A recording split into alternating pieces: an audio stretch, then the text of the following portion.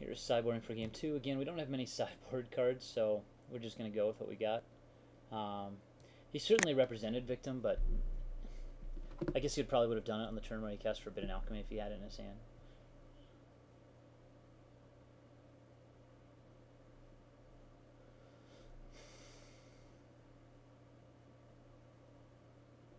And maybe there's an argument for taking out the Deprivation because it doesn't do much for us.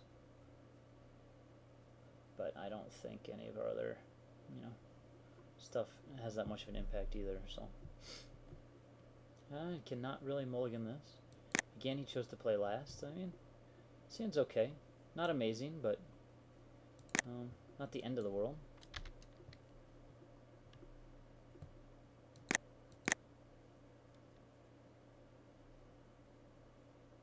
Rats, I guess. Nope. With the Blazing Torch again. And we'll get in there with Manor Skeleton for our obligatory 1 point of damage. Probably be saving the Claustrophobia for, I mean, in case we draw Tribute, we want to save it as long as we can. And we'd probably save it for Scourge Dag or for Mind Shrieker, which would probably be the two most dangerous things he could throw at us. He's got his Mana Skeleton. And is it? Yep. We're both coming at each other. Alright.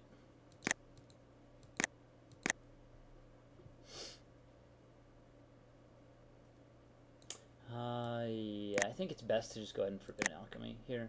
I mean, he might hold the skeleton back. He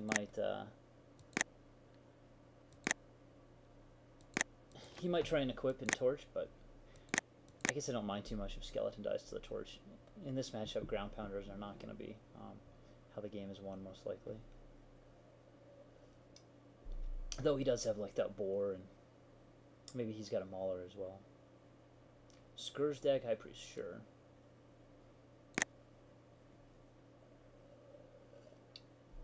So he definitely doesn't want it. Like, I'd want him to torch skeleton this turn, or think about it, since he's got that High Priest.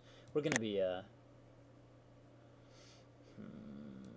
alchemy here. I don't really want to trade my Crackling counterpart for a skeleton, I don't think. And I can go ahead and Claustrophobia next turn. I'm pretty sure that's the best bet.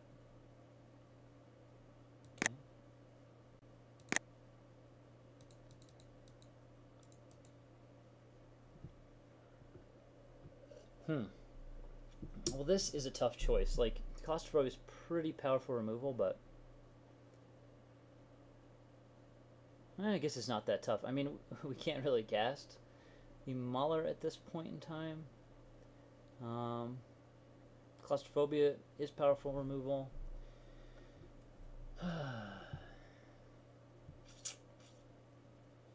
And like, Mauler's just not good if he grasps with phantoms or anything like that. So yeah, I'm gonna go ahead and just take the phobia.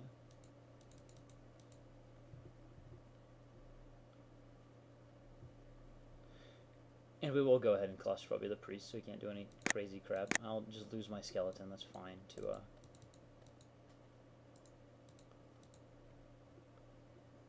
Blazing Torch if he so desires.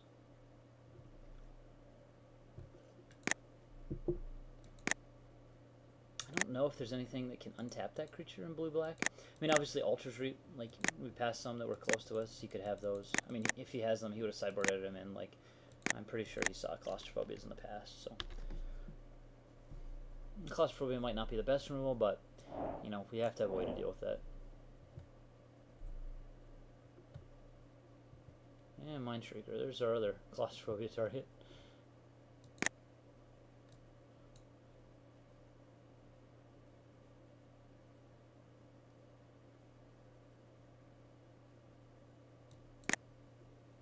Fortunately, though, Mind Shrieker can still mill people while it's tapped, so we will have to build an offense at some point. He also has Stitcher's Apprentice, which makes our Claustrophobias so not optimal, but again, like, there's just not much we can do. I mean, I think it's kind of a bad matchup. Like, Claustrophobia not so good in blue-black, or against blue-black, but this is like our only outs to these cards, so I'm not too upset using it this way.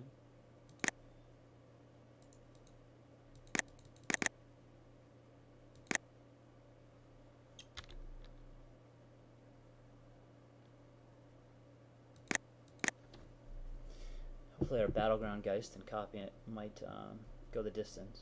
Just cross my fingers on that part, but it's quite likely he has like a grasp or something in his hand. There's no reason for him to ever grasp up to this point.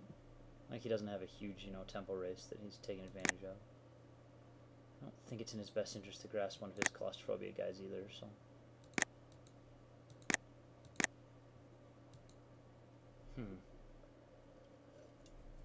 Well, we're probably not keeping the mana up for the Stitchers, so I'm going to go ahead and just drop the Stalker for now. I mean, once we drop our 5th mana, I'm going to be getting out a Battleground Geist, so keeping up mana for Stitchers isn't going to happen for a little bit, so I'd rather have the Stalker first and go for an attack.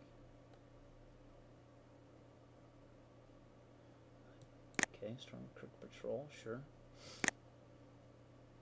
Fortunately, we might be losing our Manor Skeleton, which, like, Invisible Stalker now might be better on D, just to make sure we can chump the Patrician. I guess that's a good draw.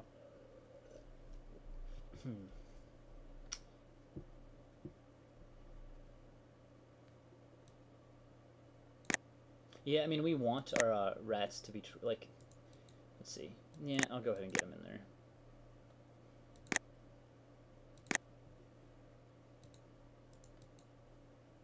Our rats are undoubtedly going to die to, well, maybe not. Let's see what he chooses to do. If he shoots anything with the Blazing Torch, I can go ahead and Crackling Counterpart, like, at 2 rats. I think that's the best bet to take down, like, these dudes. We don't really want this guy swinging over too much.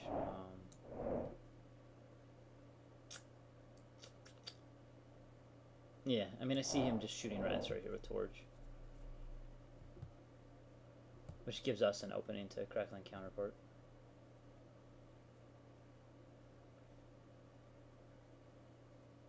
And Crackling Counterparting rats is pretty strong. Unless he's got something crazy in his hand, I don't see a reason why he wouldn't just shoot the rats and well, I mean, the patrol coming just forces me to keep tapping my skeleton, so I don't know. We obviously can't counterpart as long as he has Blazing Torch up, because he can make our counterpart fail.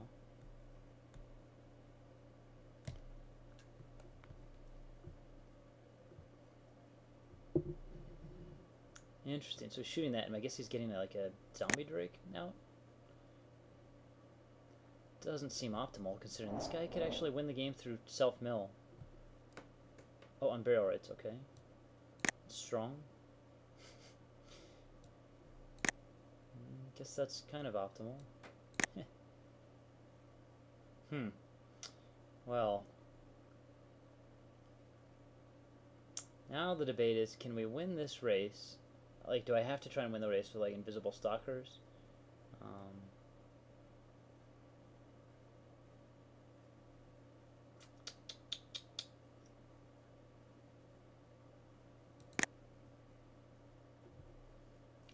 Or is it better to copy Battleground Geist in a couple turns? This thing is pretty brutal for us. If we get Invisible Stalkers going now, we at least have a clock. Unfortunately, this is quite the clock back. If I copied rats, I mean, and barrel rates also gives us a problem too, because, rats is going to trade with this guy, but then he's going to get it back, and we don't really have another good answer to trade with that. Maybe I could just go ahead and copy rats, because it's essentially Invisible Stalker, because none of these things can block it, though. And Manor Skeleton can block.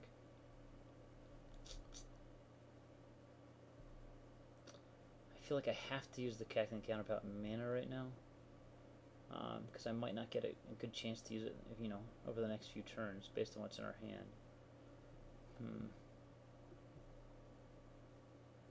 Yeah, this is extremely problematic. I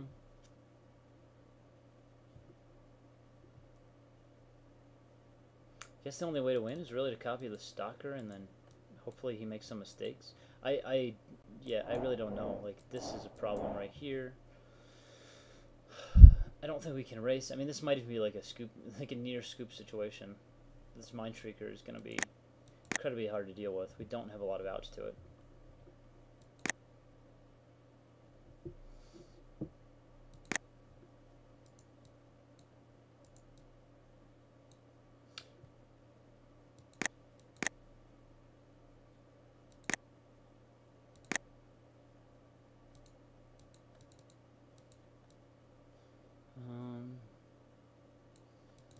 Yeah, I mean, I'm just going to put stuff up and try and get some semblance of a race going.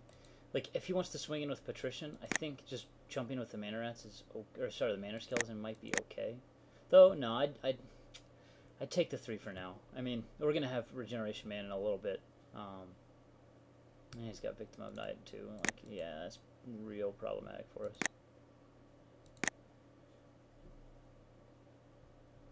He's just going for the Super Swing. Hopefully he blanks a couple times. He did. Awesome.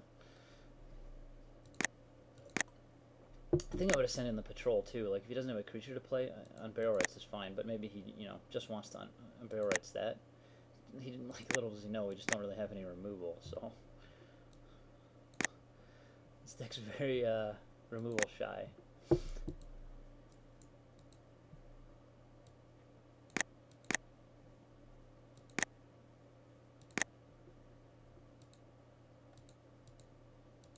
I think playing the Scarecrow before the Stitchers is okay.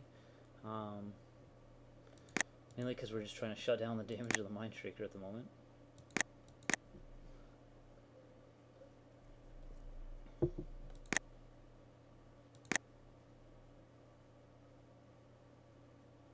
Yeah, I mean, this Mind Shrieker is going to kill me very, very fast. Yeah, that was one of our... In fact, better to play Stitcher's Apprentice just because of that out. Though we need to draw land. Okay. So we blanked a couple times, and then this time, no blankies. And that's game. Awesome. That's how powerful Mind Shrieker is. On to game 3.